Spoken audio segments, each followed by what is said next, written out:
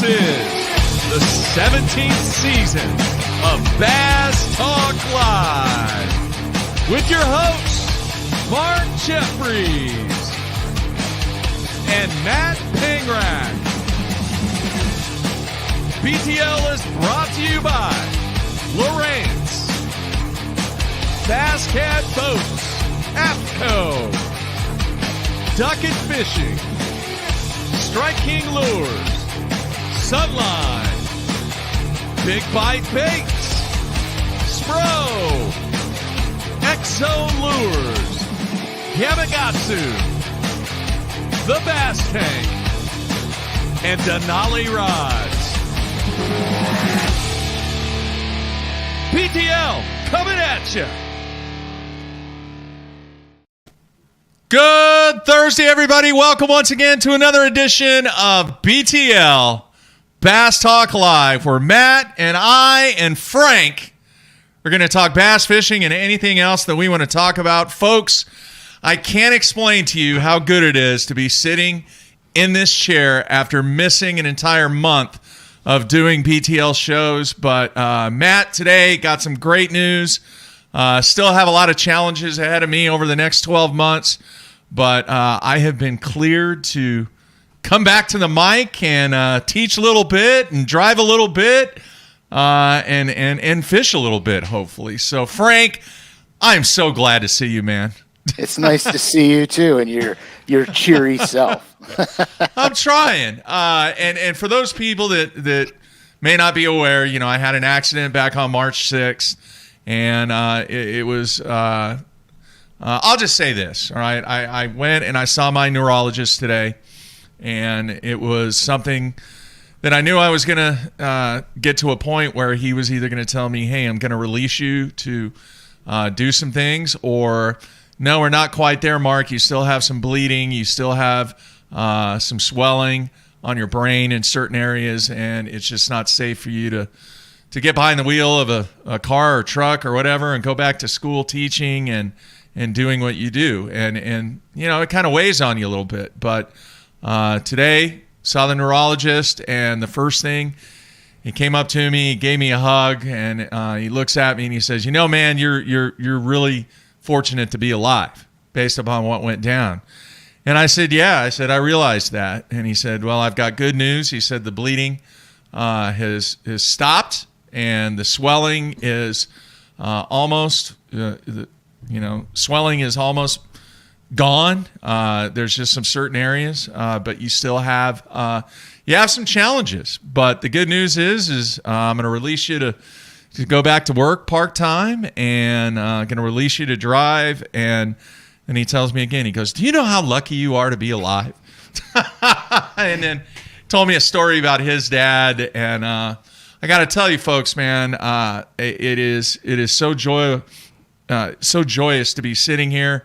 The amount of feedback, Matt and Frank, that I've received from the fans, it's overwhelming. And people in the industry, people outside the industry, the folks in the community of Blanchard, the town of where the high school is that I teach and coach, it's just been blown away. And I cannot imagine being able to get to the point that I'm at right now without the help and support of everybody that is really part of my life. And somebody that's a big part of that is Matt, and the job that Matt and Brad and you did, Frank, while I was gone was amazing. And I'm so grateful to have great people and great friends involved with this show. And even before I got my head hit real hard, I said that there was nobody in the business that did it better than Matt Pangrak. And there's very few people that are involved in this industry that have the knowledge and experience and can do what they do from a journalistic perspective than Matt Pangrak. And, this show is a big part of my life. It's a big part of what I do. It has been a big part of what I've done over the past 20 plus years. And Matt has been there for me, and Brad Hallman folks, Brad is a very, very special friend. And for him to step up and jump in there with Matt when I was recovering, I can't tell you how much it means. And those friendships are so valuable in life, be it business, be it away from what's taking place in fishing. It's mind-boggling, and I am so happy and so thankful for the fans, for Matt and Brad, for you, Frank, and the industry people that have wished me well during this. And honestly, the next 12 months is really going to be telling. I'm nowhere close to a full recovery. I do have some challenges ahead of me as a result of the accident, but I'm pretty doggone close, Frank. And he did tell me that I could go fishing, but I couldn't go fishing by myself. How about that, Frank? Jeffries comes hot out of the gates, doesn't he? Right on. And he's like, on. I've got my personality. It's very clear that when you fell, the sector of your brain that affected your feelings was jolted into action. Yeah. With the kind words like that. But I was just glad to hear you with your intro come back. Yeah, everyone was like, well, how are you going to open up the show? And I feel like I kind of opened up the show a little clumsy. And then someone was like, why don't you just open it up, bass fishing, anything else? I said, dude, that's Jeffrey's deal. So it was great after a month to hear you say that and to be back on the show, even if you are oddly kind and complimentary over the first couple segments. Hey, don't let that fool you. Yeah. Yeah. So, as Matt progresses toward trying to reach his goal from a fishing standpoint, the plan is right now is he will be doing some stuff on the road. We will have some shows on that, but we're going to have Frank fill in a little. We're going to have Ken Duke fill in a little. But for the most part, guys, we are back. We are back. Back in action. And it's not an April Fool's joke, okay? It's got nothing. We are back, folks. All right? So no bad April Fool's jokes or anything like that. But once again, big thanks to all the fans, and not going to be able to get back to the emails. I mean, I don't have time. I don't think I could focus that long to respond to every single one of the emails. So I'm doing a blanket. That is really, really important to me, to respond to the people that take the time to send things. But this was really overwhelming, Matt. So yeah, you got a lot of stuff. Yeah. I did try to convince Jeffries, with it being April Fool's, to come on the show and say, hello, my favorite color is 7. But he just wanted to do the standard intro. No. So, oh my God, man! Favorite color 7. He didn't want any part of it. He just wanted to come back it's like normal. So. No. I would have done that so fast. No, that's pretty funny. So, and then the last person I got to thank in this comeback is obviously the wife. She has been through a lot, and for those people that didn't know, the same weekend that my accident happened, her father passed away, and it's been really, really tough on her. And man, she is a trooper, and there's a reason that we have been married almost 30 years.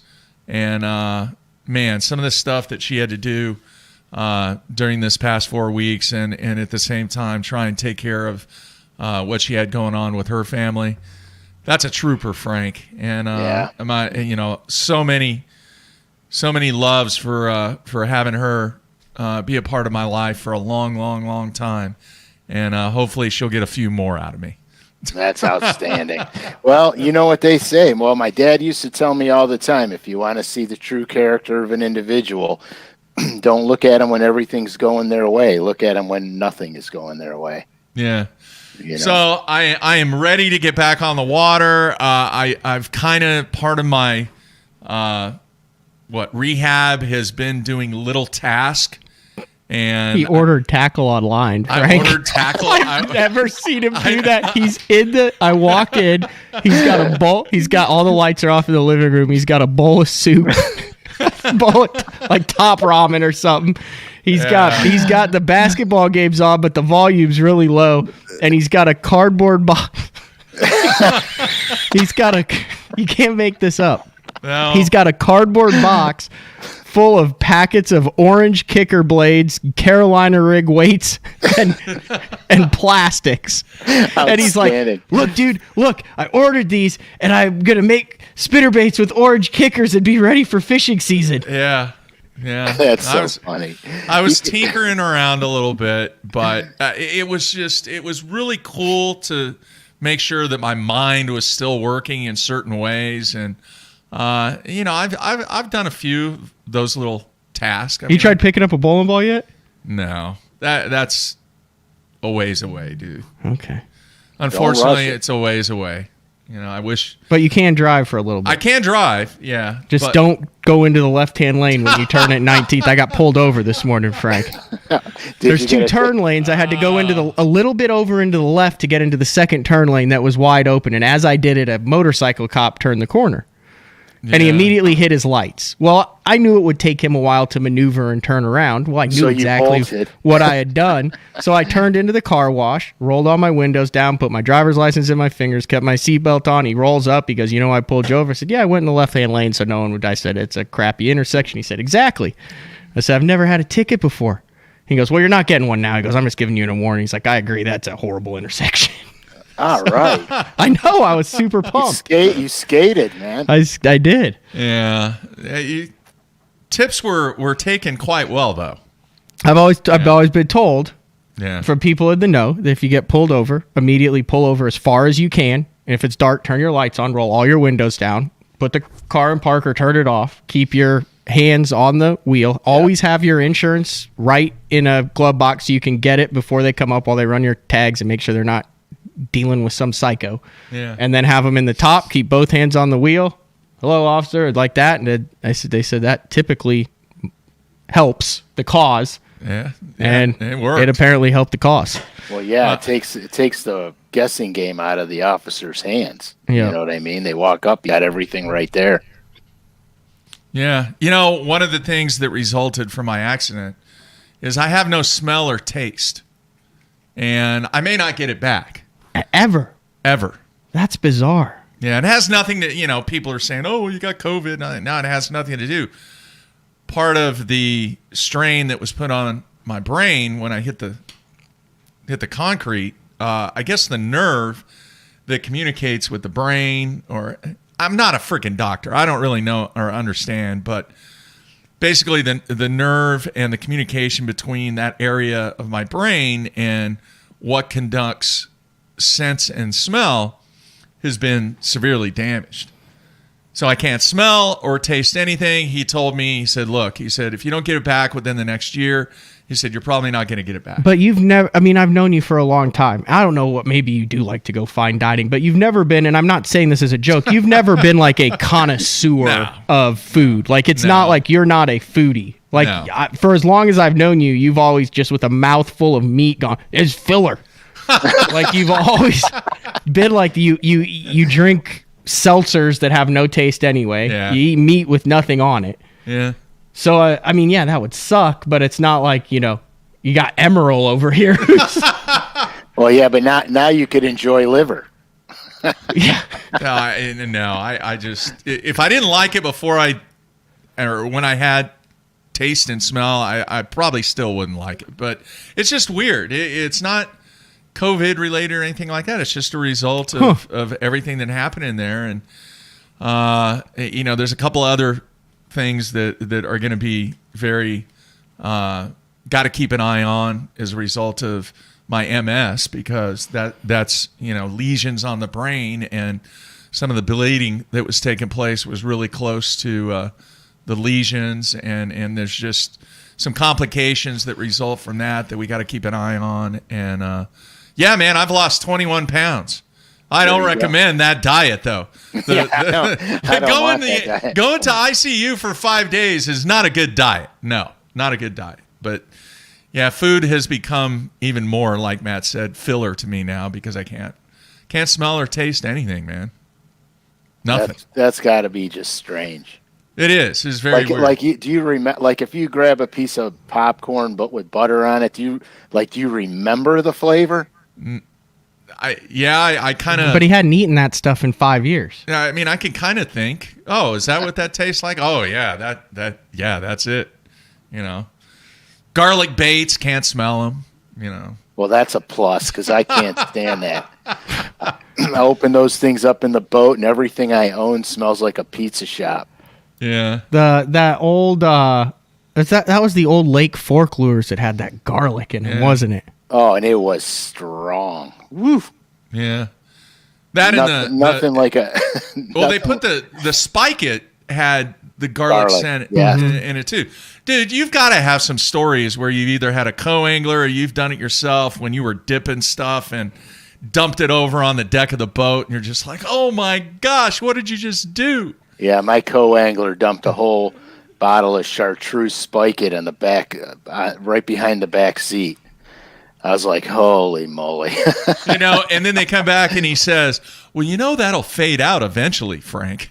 Yeah, when plastic deteriorates. I had that happen last year. Did you really? Yeah, and to his credit, he spent an hour and a half taking. Did he cut a water bottle in half with scissors, and he had a rag, and he spent an hour and a half. He spent a solid hour. I know he spent an hour because it was multiple moves, and did not fish, did not make a cast. And I even said, dude, I'll take it to the car wash afterwards. Let's just worry about getting you a fish. And he's like, no, dude. He's like, he goes, this is the ultimate sin. He goes, and I'm going to sit back here until you can't see it anymore. And to his credit, by the time he was done, you could not tell that there had been a bottle of chartreuse spike it spilled on the back deck. Really? Yep. The word, I don't mind the Dippin' Dyes if they spill them because you can get it out. That's what it was. It's the cigarette burns. Oh man! I don't smoke, but I've had non-boaters that did, and I'd be like constantly going, looking back there, going, "Oh, come on, man! Don't drop the ash on there." That's kind of disrespectful in a way, but I mean, when you had co-anglers in the boat, did you lay down ground rules, Frank? Did you say, "Hey, man, I'm here for you. I'll do anything I can, but this is what you got to do when you're in the boat with me"? No, I didn't have any ground rules. The only thing I asked them not to do is cast in front of me. Yeah. Well, they shouldn't do that anyway. Yeah, but I've had them do that. A co-angler? I'm not going to mention names. In fact, I can't even say the lake because then he's going to know. But I had him on a Super Spook Junior, and I'd be chugging that Super Spook Junior, and you know how sometimes when there's multiples, they come up behind it, and they start swatting at it. And all of a sudden, I see this super fluke go flying right behind my spook, and he'd be like, "I got him!" And he was catching them. I was bird dogging them all in. This guy was catching them all. I'm like, "Hey, dude, come on, man!" You know what I mean? And it was not a team event. Oh no, it was not. But you obviously still know the guy. No, I don't speak to the man. Ooh. Oh. He was only a non-boater one time, and we didn't really hit it off very well. Oh, and he's a boater now. I don't know what he is now. Oh, I thought because he didn't want to mention him that it was like maybe some guy who's like a big-time pro now. No, I just don't want to. I don't want to start trouble. It's water under the bridge, man. Kind of. Past tense. Still seem pretty fresh in your mind, Frank. Well, there's certain things. Hey, there's certain things that stay fresh in my mind, and it's probably my Italian heritage. Your last co-angler deal with Ish was Ish on a topwater, right? Yeah. That was the last time Mark fished as a co-angler. And well, it was the last time they had co-anglers, period. Which is nice. Yeah, you remember we did a story on it? We were dude, that was a freaking awesome day. I mean, it really was. It was topwater the entire day at Lake Oneida. Fantastic. The entire day. Yeah. Oneida's good for that, dude. When they're on it over there, they're on it. Yeah. Yeah, it's pretty. Oneida's a great lake. I love Oneida, actually. I like all these lakes up here, though. Yeah. Is it snowing there? I thought I saw snow. You saw snow, dude. We got 4 inches this morning, at least. Okay, oh my gosh. Yeah. Yeah, I woke up this morning. I'm like, well, okay. There's a Just surprise. wrong. I come downstairs. I'm singing Christmas carols. My wife goes, "What is wrong with you?" I go, "Look outside. Oh, It's geez. Christmas time." April 1st, and you got 4 inches. Oh yeah. Well, and we've had 20, 25-mile-an-hour winds. Today is like 15 to 20. The other day we had 30 gusts over 30, and I'm like, I can't even film a show. I'm trying to. I was gonna do a crappie show, but I'm throwing those little 1/32 ounce Bobby Garland crappie jigs, and I'm like, I'm not gonna be able to chuck this in this wind. I'll throw it. It'll come back over my head. Wow. So, yeah. Wow. Well, I know, folks, normally this is day 4, and we kind of have Frank lead the show, but I felt it was important that the first day that I did get released to come back, I thought it was important for Matt to be in studio, and obviously with today being Thursday, and every Thursday we have Frank on the show, I wanted to get Frank on the show too. So we're just kind of talking about stuff, dude, and I got to give you props, Frank, for not doing the Carolina rigging show until I get back. Saving it, man. We're saving it for you, Mark. Thank you. And we're going to go in grave detail on that. Thank you. You're very welcome. There's no detail on a Carolina rig. Oh, heck yeah, there is. 1 bead or 2 beads? Well, no. But see, Matt, that's why you don't throw the Carolina rig. There's certain nuances to it. It would be cool if I could cash a check in the open on a Carolina rig this year. You can. Yeah. Hey, I won 10 grand in FLW on Champlain on it. I'm just saying. I'm just trying to think. If I can, I will, and I will Where's film the it. next one at? Douglas. What do you think, Frank? I talked with Brad about this. It's the one lake that I talked with Brad on the last show. Is like, do you ever just forget about a tournament? And he's like, what do you mean? I was like, well, I'm looking. Do you know how my schedule was messed up? Yeah. It was because I had completely forgotten we were going to Douglas. Oh boy! Wow. Now when? Okay, so Smith's canceled, Right, And they're going back there in October, right. And I tell Mark, hey, I got to go up to Kansas, right? Did I not? You did. And then Brad's like, well, the house, and I'm like, wait, oh, son of a gun, that is on the schedule. So when is Douglas?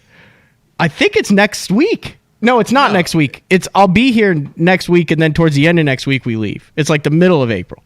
Okay. And then it's all back to back to back to back for me. Yeah. Are they going to be spawning down there when you get there, or are they going to be done? Hell if I know. Yeah, that's a good question. The only time I've been on Douglas was I did a deal. I was out there one day with Skylar Hamilton when they did the one that Wheeler won. That was Douglas? No, that was Cherokee. Yeah, I am so dialed in on Douglas, it's unbelievable. I think that's in the same state, though. Just go like this. Go. Do I go left or do I go right? No, the last time I was there was the Jeremy Starks deal when he won long lining. That was a decade ago. Was it? Yeah, I think the smallmouth have to be 18 inches and you can only keep one. Yeah. I have no idea. Well, you got to figure some stuff out, dude. GTB, go down the bank. Yeah, exactly.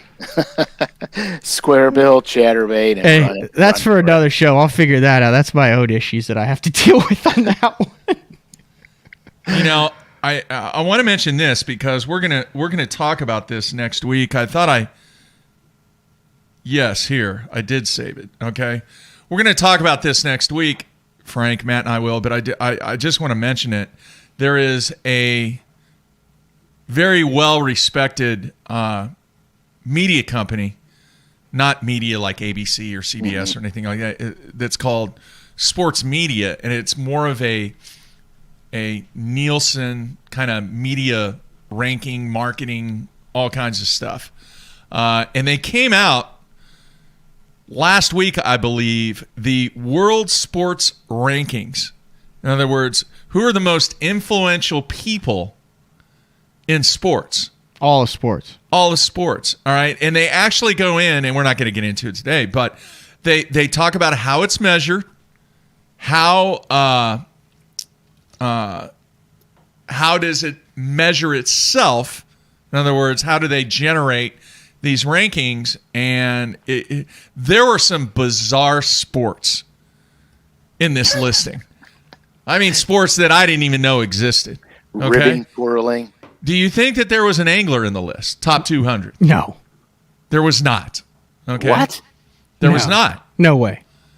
And I'm going to try. I actually sent an email to this guy, and I want to see if we can get him on the show. I bet there wasn't one in the top 1,000. And find out if they even considered that category. Because I'm telling you, folks, some of the categories from a sports standpoint that they had in this ranking. But this is worldwide. Were bizarre. This is worldwide, right? It is worldwide. Yeah. Okay. Now, did they have a professional bowler in the top 200? Yes. They did. In fact, he was number 29. Wait. Of the most influential what it sports says. figures in the world, Yeah. number 29 was a bowler? Yes. Wow. And we'll get into it. An old bowler or a young bowler? No, young guy. It was Belmonte? Yeah. Really? Number 29? Yeah. I mean, I could understand that he would have a bigger reach because of his intercontinental being Australian and stuff. Yeah. But I'm just, yeah, okay. Well, I'm looking forward to getting what into they this. do in this information. They talk about the financial impact that these people have, being the athletes that they are. Now, some of these guys, I mean, There's probably a ton of soccer. A lot of soccer. Tons of soccer. Probably a bunch of cricket. Honestly, I don't remember. I just know that there were some very obscure, kind of out there type of sports that I did not realize. Probably a lot of. Did they consider esports? I don't think so. I don't think esports were considered it. Anyway, we will. Matt and I will dive into that next week, and I am going to continue trying to get one of the individuals that actually worked on this report to come on the show, because I want to know why fishing wasn't included in that ranking, especially when they had some of these really, really bizarre sports. So if you want to check it out between now and next week when Matt and I talk about it, is on sportsmedia.net is where this ranking is. All right. And that just seems so strange. It seems so strange to me that they wouldn't have a fisherman on there, because it's not like the sports aren't all over the internet, television, and haven't been around for decades. Yeah. Hence, that's why I want to get somebody on the show to talk about that. I mean, crap, KVD won an ESPY, for crying out loud. Yeah. Yeah, I don't know. So very, very, very interesting. We will get into that. The second thing, and everybody knows I'm back now because I'm talking the business side of the game. Dude, the the CEO for Academy Outdoors was on CNBC this week, and I watched the interview that they did with him. He was very, very adamant about the fishing industry. Oh, yeah. He talked and mentioned the fishing industry and the outdoor industry multiple times. He also discussed the challenges that they are having, and along with other outdoor companies, about the distribution from a logistics standpoint. But he did mention that they had a pretty large edge on the other companies from a pricing standpoint and from a logistics standpoint, because the vast majority of their stuff was coming through the Galveston port rather than the West Coast or East Coast ports. But the center thing, and the thing that I noticed most, is CNBC took the time to have him on the show live and do this interview after their record quarterly earnings report. And he was so animate and very, very positive about talking about the fishing and outdoor industry, which has got to be a big part of it. But think about everything else that they have with it compared to a Bass Pro Shops. Or, Dick's is kind of out of it now. A lot of their stores don't even carry fishing stuff. But, dude, I was like fired up watching him, getting fired up, having him talk about how they're going to keep the momentum going, because they actually got into a discussion of how the COVID situation has helped his company and help the fishing and outdoor business because of people wanting to be on the water, on the bank, camping, doing stuff in the outdoors. And he was very, very positive about keeping the momentum and really doing everything that their company could do to keep the momentum going by keeping people on the water and in the outdoors. I thought it rocked, man. And I don't know how many other people saw that, but it was very eye-opening. It was very good for the sport of fishing to get somebody at that level with that type of company to open the eyes and see how important that fishing in the outdoors really is when it comes to the economic impact that our game has on the U.S., man. It was cool. Yeah, that's pretty sweet. I mean, it is important, and COVID did change a lot of things, especially in our industry. I saw it. Everybody in the business of lures saw it. But then there's other sides of this coin too that were affected. Were getting components in the United States. There was a lot of, there was a whole lot around this. But more importantly, I think new license sales was up 35 or 42%. Yeah. New license sales. That means people that never owned a license before. So that's huge. It's a huge number. Yeah. That's a good comment. I'm looking at some of the comments, and one of the comments from Hella Bass says, I wonder how many fishing reels were on the cargo ship that was stuck in the Suez Canal. There had to be some fishing stuff stuck on that thing, man. 325. No. And Hallman ordered all of them. Right. From China. Every single one of them, man. That's right. For $3 a piece. Yeah. Every single one of them. So I did kind of, dude, I'm surrounded by freaking walls for 4 weeks. I haven't even, the only place I've been is, for the most part, is the doctor's office and walking around my driveway. Did you follow any fishing? I know we didn't really talk a lot about fishing. I saw Bill Lowen one, and I didn't listen to the interview that you guys did with him. And then I need to update that after you're done with this. Oh, Tuesday. Yes, because Tuesday we're going to have Ott? We're going to have Ott on. Ott's going to be on the show. Okay. There you go. And that was kind of, and we'll talk a little bit. I don't know if you guys discussed it. We'll talk a little bit about it next week. But it was kind of chaotic at the end of that event. Did you see that, Matt? Did you happen to? I did not watch the very end, no. Yeah, it was very chaotic because of the cellular service and the problems that we're having updating the score tracker. And it was just, I thought they handled it okay, but it was very chaotic and there was a little chaos going there. And then Odd ended up winning for the second time in Texas. So we're going to have him on Tuesday. You did mention the Bill Lowen, and I do think I need to point out that I got some feedback that I was... Did you? I said mean things about Bill Lowen's swim jig. Oh, I heard it. What happened? I apparently offended some people with my description of the swim jig. I believe I called it unimpressive, ugly, and fluffy. Oh, man. But I didn't mean for it to come across like that. I guess it did. But then, Scott on our messages, he's always an opinionated guy, but he said, Bill is a killer. Don't bag on him, Matt. You're still wet behind the ears. Really? Kind of angry. Don't think Bill needs your crap. Not cool. Thumbs down. Wow. And then I had an Elite Series pro call and say, heaven forbid I ever come on and try to talk about one of my signature baits. God, I'd be scared that you'd rip it apart. So then I started thinking, well, maybe Bill was offended with my representation of his famous swim jig. And I was just saying it was a meat and potatoes jig when I saw it, I didn't think there's anything. So I called him this morning on the way down. And he said, hey, buddy, what's up? And I knew that if he hadn't been like, what? I said, Bill, did I offend you with the swim jig? And he goes, huh? And I said, I know you've been doing a lot of interviews. I said, but I didn't want to misrepresent your swim jig. And I've gotten some feedback that some of the viewers are standing up for your swim jig. And he just started laughing.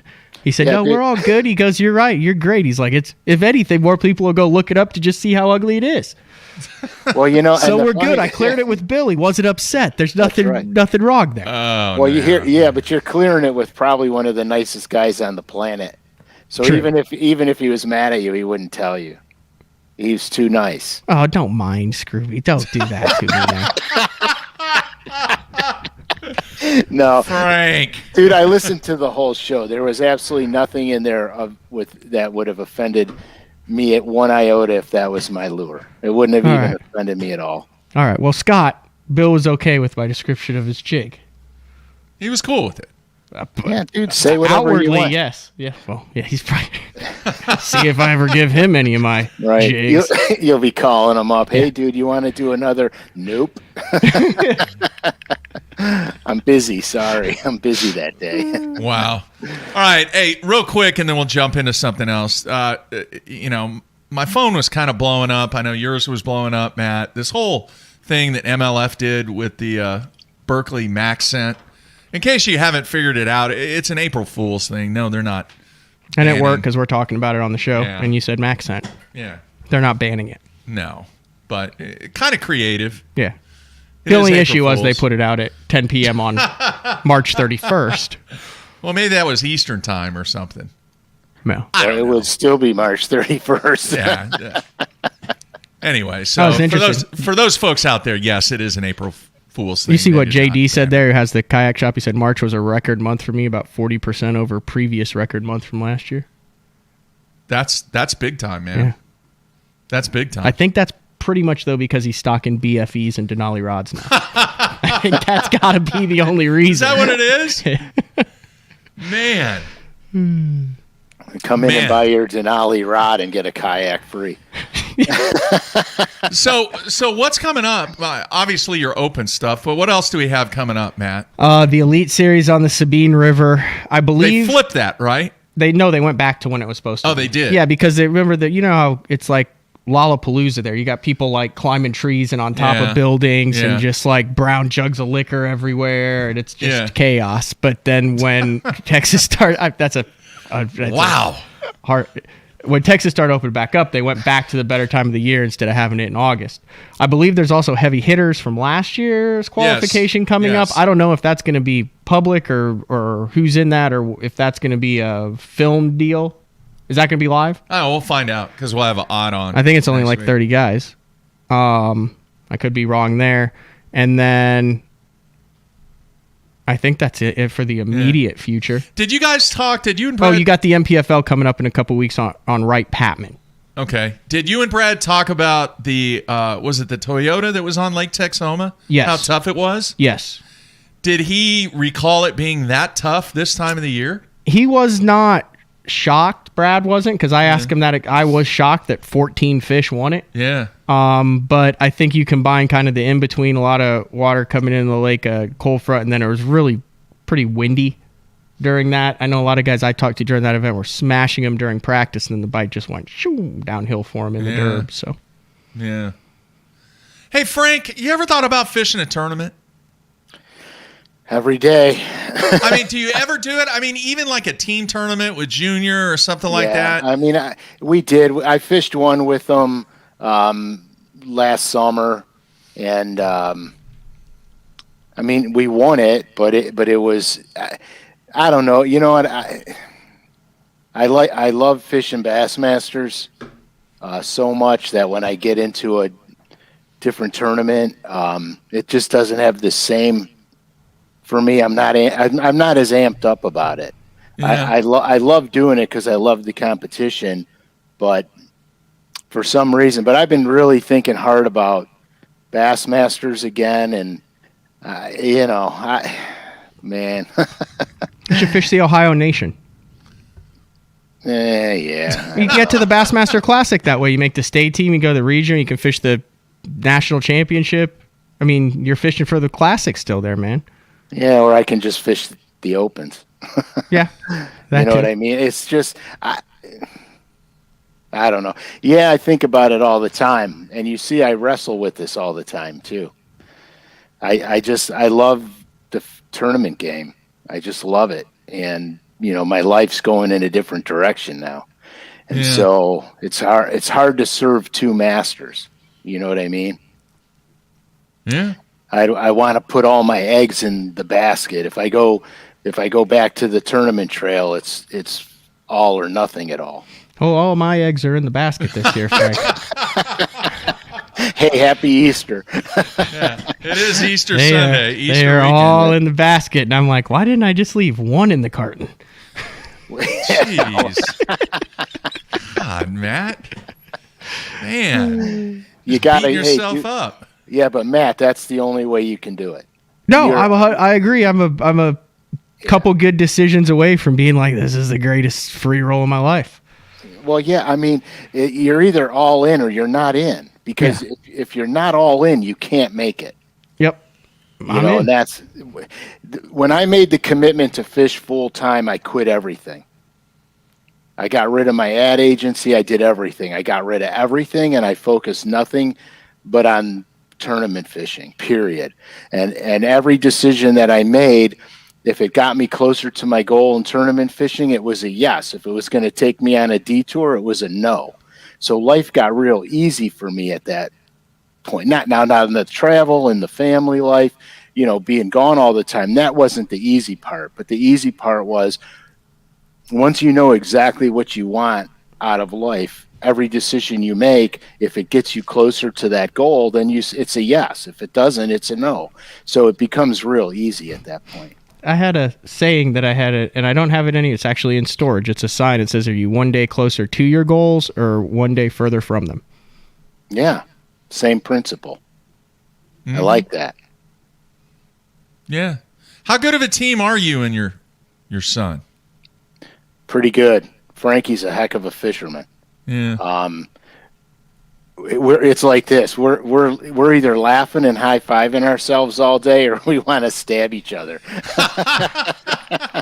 What makes a good team partner, in your opinion? Because we've got, I would say Oklahoma and Alabama and Texas are the three states that are known for team tournaments.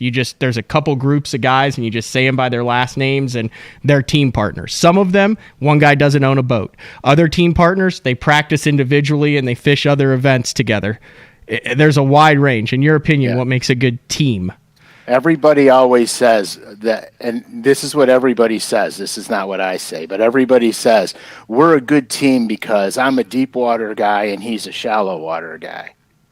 But that's not really what makes a good team. The good team part comes in this play. Everything is about the bass and only about the bass. So the only focus you have is catching fish. So here's what happens. And you know how this goes, both of you guys, because you fish. Let's say I'm cranking a ledge, and I got the angle, and I got the spot. So every time I make the right cast, I got one. At that point, your partner is the net man. He manages the fish. You're catching, he's culling. As soon as it slows down and you both get back on the front deck, if he catches one, then I'm the net man, and I'm the guy managing the fish. Everything you do has to be about putting the biggest fish in the boat the fastest. And that's what really makes a good team, good team. The other thing is I had a team guy when I was younger. We fished team tournaments and we destroyed them. And we had the same mentality. We manage the fish, we do the thing. Mm-hmm. But the other thing was, we made a rule that if we're partners in a team trail, then we're not fishing with anybody else. We're not fishing to tournaments with anybody else. Everything you do is alone at that point, because whatever I find or whatever he finds becomes our common goal to win the team events.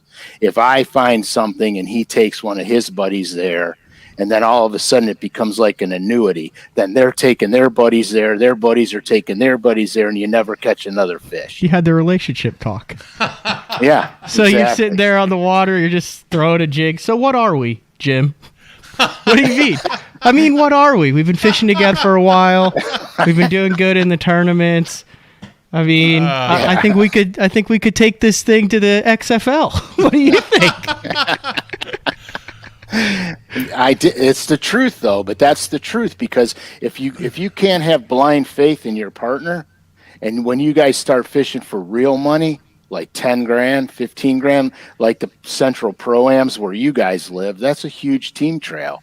The Texas team trail, that's a big team trail. Yep. When you start putting that kind of money on the line, you and your teammate better be honest with each other and have a real solid understanding, or it's never going to work. Here's the thing I've always had, and I fish. So I'll say I fish with like an alpha on the team, I guess is a better way to say it, like on whose boat and who's making the decisions. And not an alpha. I would just say a guy, like you have two guys who try to make decisions. I think it's hard to make that work. So like I fish the nickels and stuff with my buddy Juice, who's really good, who offers suggestions and all that stuff. But like when I get in the boat and I fish with my buddy Brock from Shoreline, remember, you know Brock, like, dude, we fished like 4 team tournaments together, and I think we've cashed in all of them. We've had top 20s in all of them, like big team tournaments. It's just like once a year deal.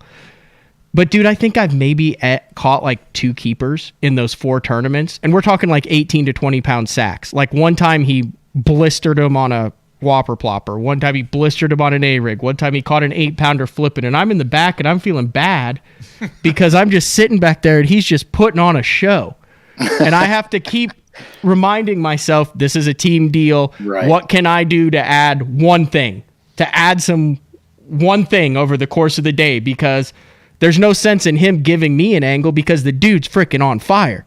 Right, but that's and it's a weird dynamic to be like, okay, how can I help the team from back here when clearly this guy's going to have 18 pounds without me anyway? Like all I'm doing right now is splitting the money that he would have had if I wasn't in the damn boat.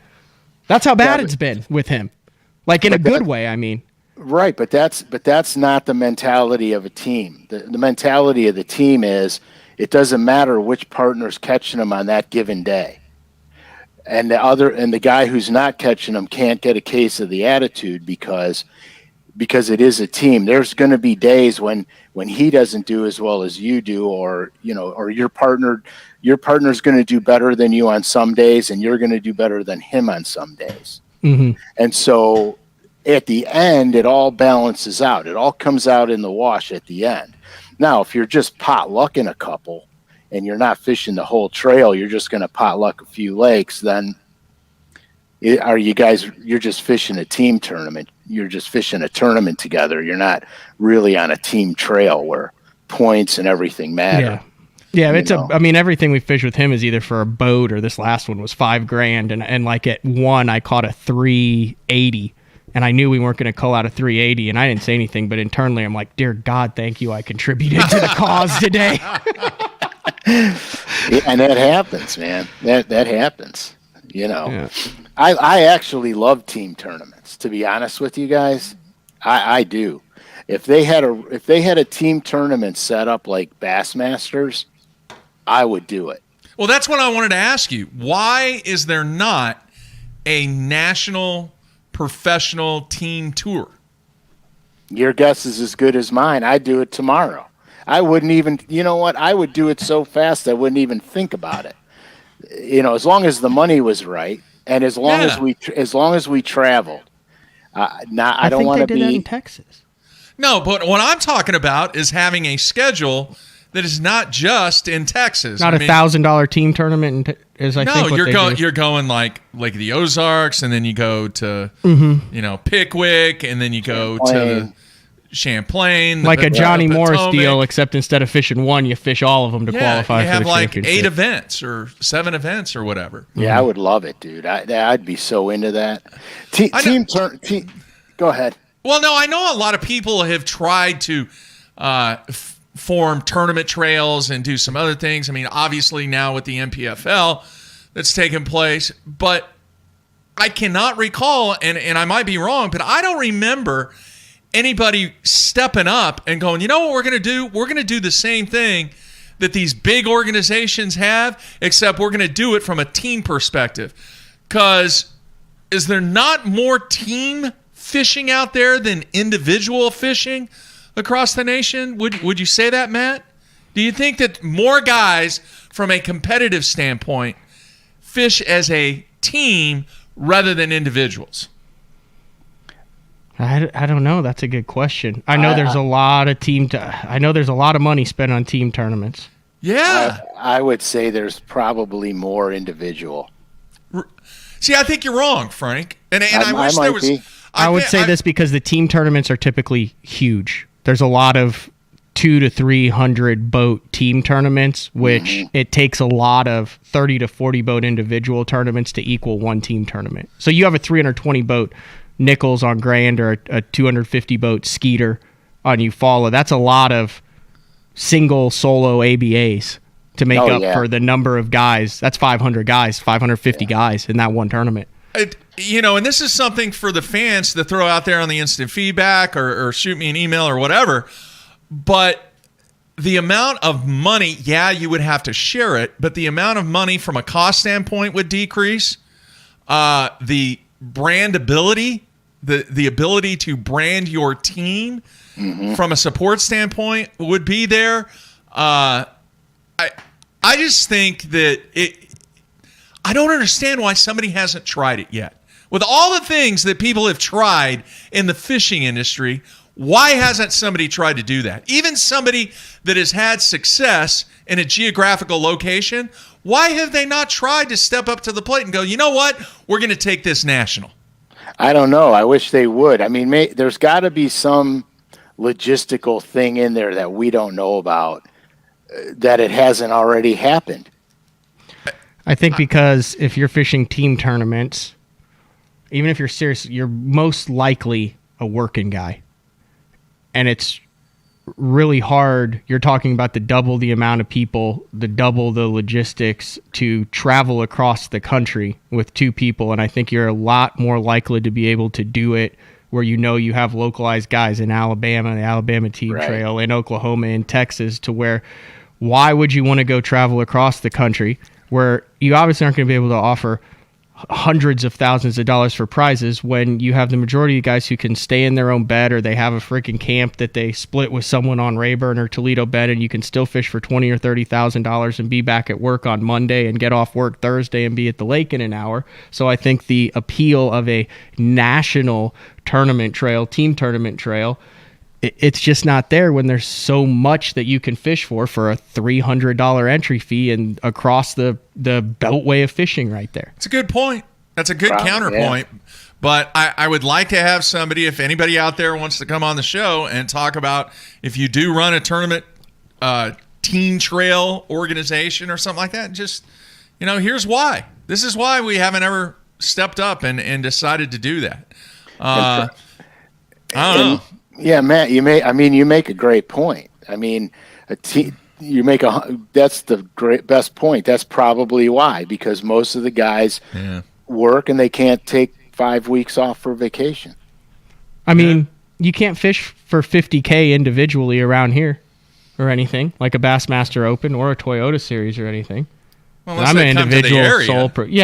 But as far as like an entire trail like that. Yeah. But you can fish for $20,000, even if you're splitting it with $10,000 a piece, a lot of freaking times all across the state. And then they all have championship events and you're staying in within 3 hours of your house. Yeah. No, that's a great point. All right, Frank, I want to kind of switch gears, and we haven't had you on for every single season yet, but I don't think I've ever asked you, forget about the smallmouth on Erie.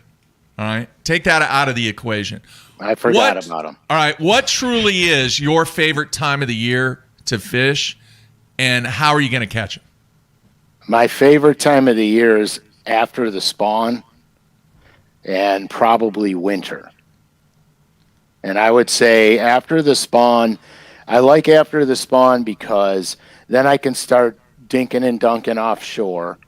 I like offshore fishing more than anything. Carolina rigs, big crankbaits, football jigs, spoons, drop shots. I just like being away from the bank because I feel that my chances of doing better offshore are greatly improved versus fishing the shoreline, because what happens on shoreline is when the bass are all shallow, like pre-spawn and spawn, people can get really lucky. And they can go down the bank and they can run into a section where they catch a couple of hogs, and it changes the game around. But offshore fishing, you have to really put your time in to find the right size fish, to find the right everything. And when you do, generally, you have it to yourself. Mm-hmm. So I really love that offshore game. Wintertime has become the new summer where I live. I catch more fish from November until the lakes freeze than any other time of the year. Wow. It's a little more grueling because you're dealing with, snow, freezing cold temperatures, your guide's freezing on your rod every other cast. I mean, it's a pain in the butt, but it's rewarding. I mean, if you put the time in, it's rewarding. Yeah. Cool. I really didn't know that. What about sight fishing? Do you like sight fishing? I like anything I can do to catch a fish.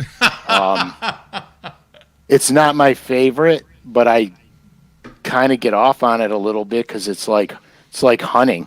You know what I mean? You see them and you hunt them, and then you trick them and you win. You know what I'm saying?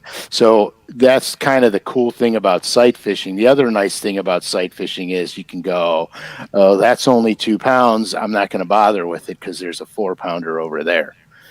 You can actually see what you're going after. So, did you ever have a full-on 100% sight fishing event while you were on the Elite Series? Yeah, I got my brains kicked in.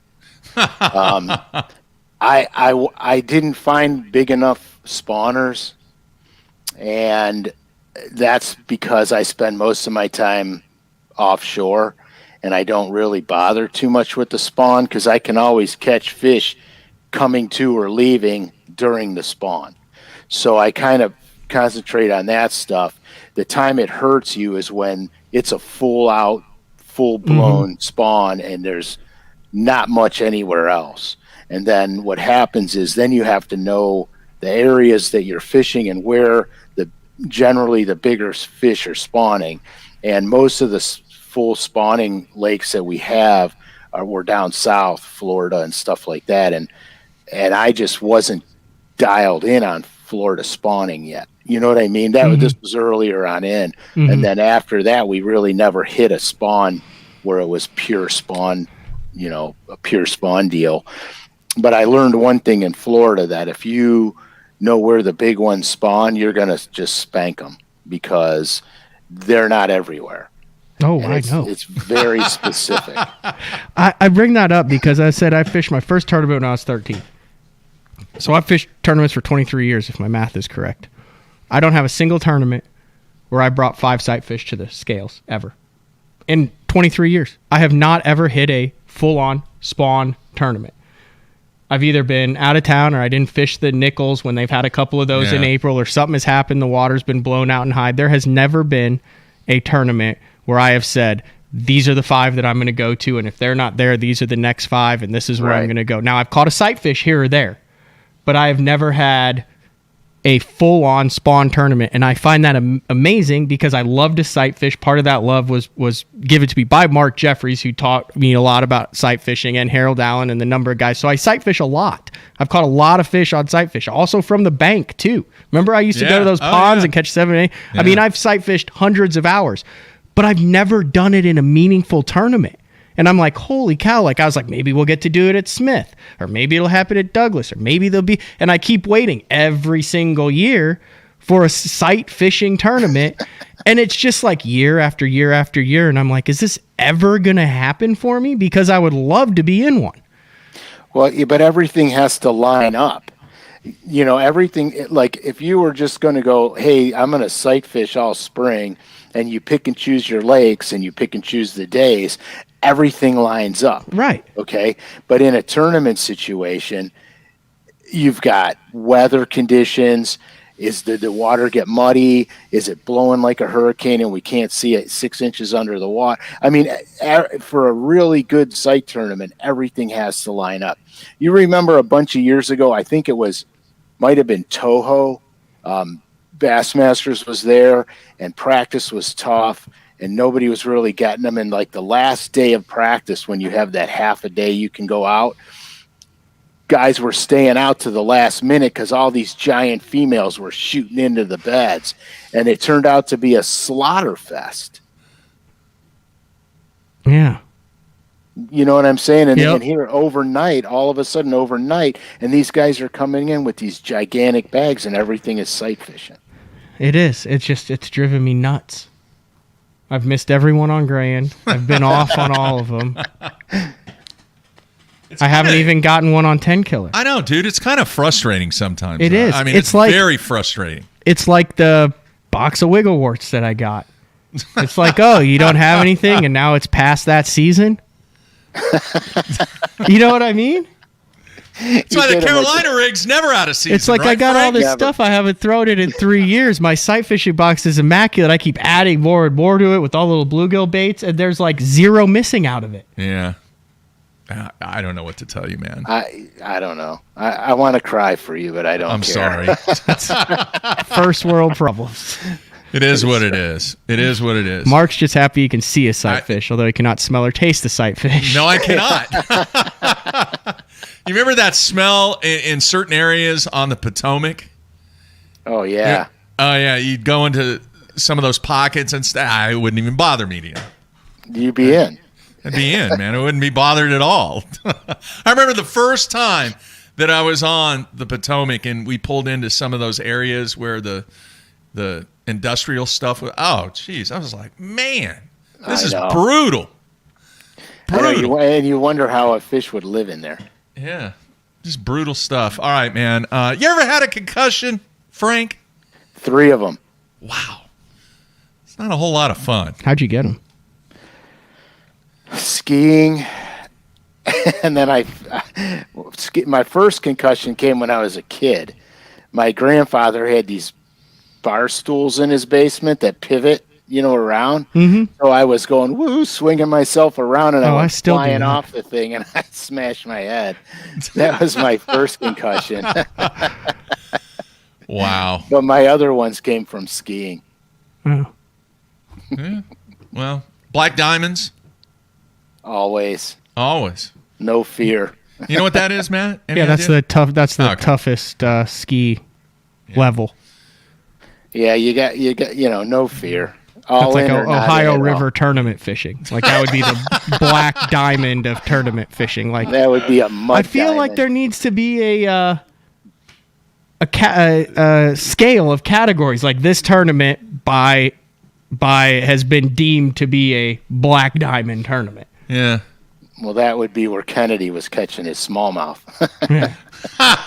But Pickwick would not be a black diamond fishery. No. The Sabine River would be a black diamond fishery. The Three Rivers in Pittsburgh would be a black diamond fishery. Okay, so you're calling it a black diamond by how just hard based it is on how tough. Yes, how tough it is. Yeah. Like Lake St. Clair would be just. I'm not talking about obviously difficult to win and stuff. I'm just talking about the ability to catch the fishery. Fish? Yeah, like St. Clair would be like Bunny Hills. Oh yeah. Yeah. You know what I mean? Yeah, that's the only lake that I've ever been on that I think you can catch a fish anywhere you stop your boat. Really?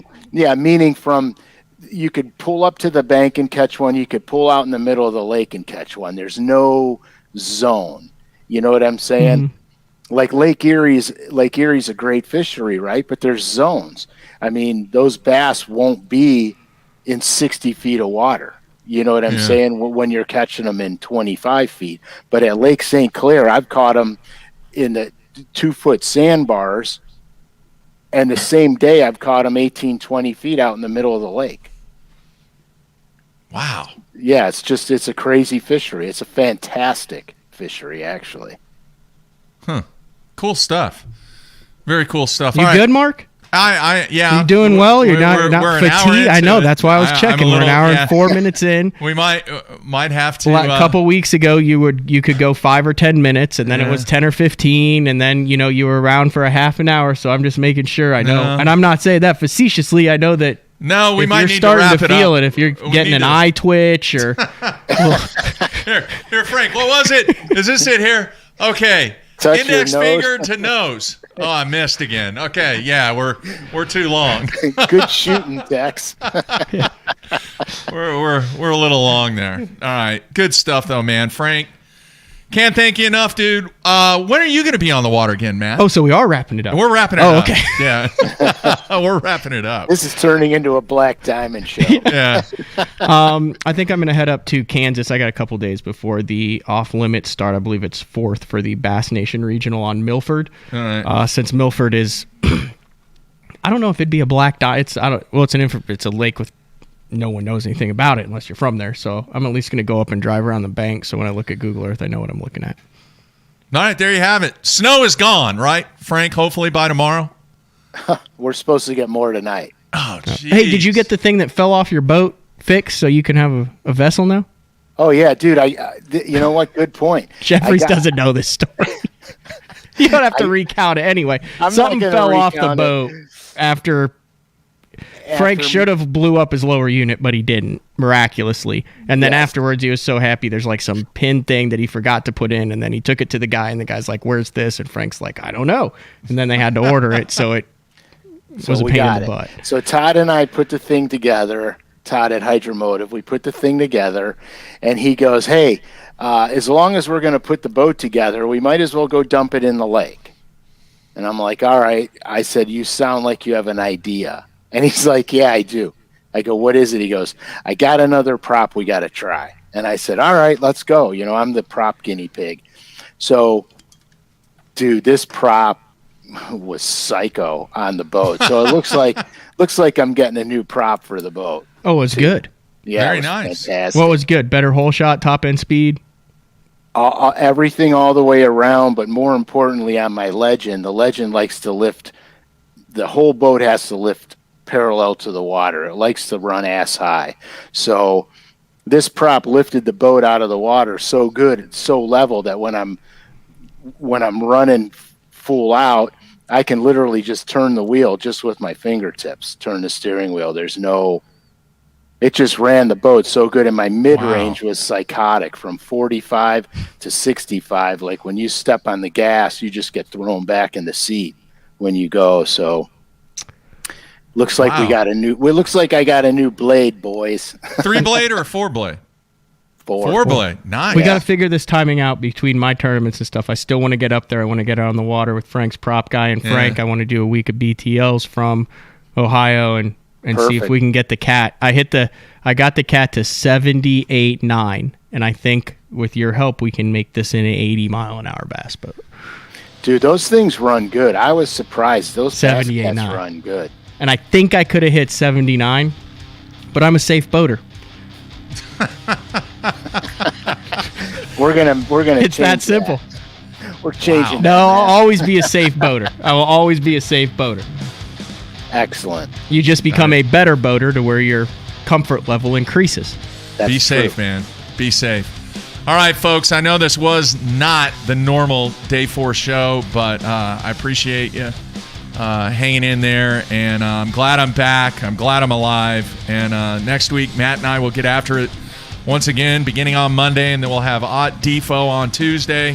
Make sure you check out the website, and I'll have the schedule posted sometime on Sunday afternoon, Sunday evening. Are we doing the rig thing next week, Frank? We're going to wait. I want to get it closer to the time. Okay.